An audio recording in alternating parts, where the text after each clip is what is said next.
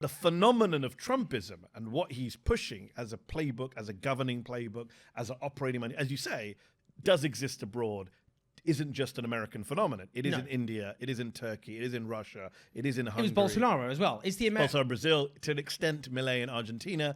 This is all over the place. And the Orban one in particular they love because he's the kind of white Christian guy who, as you say, pretends to be a Democrat, so still can be called elected, but is doing exactly what they want in terms of controlling universities, going after LGBTQ communities, going after Muslim migrants, and cracking down on the media. It's interesting what you mentioned about the media, because if you look at Musk, and I know you've also written about Mark Zuckerberg as well recently in The Guardian. I saw your piece on Orban and Zuckerberg.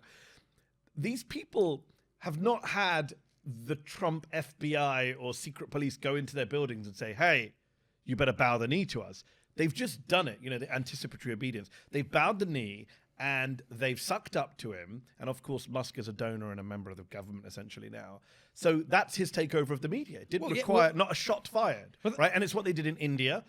There's no independent media in the mainstream media left in India. Even NDTV, which was the last great bastion of TV journalism in India, was taken over by a billionaire ally of Modi. In Turkey, many of the newspapers taken over by rich friends of Erdogan.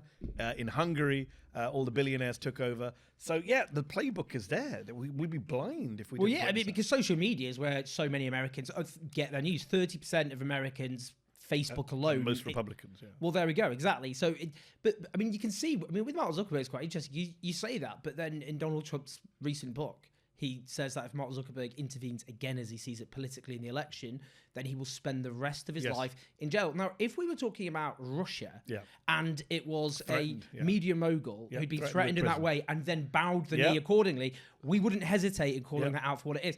And I think what you can see, I mean, look, it's a multi-pronged offensive, isn't it? I mean, look at Jeff Bezos. The Washington Post pulled its endorsement of Kamala Harris. He's now done this ridiculous documentary, massive for Melania. Yeah, he's paid $40 million. 40 million. And he turned up at the inauguration, of course, to sit in a better seat than much of Trump's cabinet. And then gave £1 million. So when you look at that coterie of billionaires who are controlling the media and information system, it is Hungary on steroids, India on steroids, Turkey on steroids, Russia on steroids. There's never been anything like it, right? These are the most influential human beings in the history of the planet in terms of the Mark Zuckerberg has more control over what we see, hear, watch, or understand than any human being in history.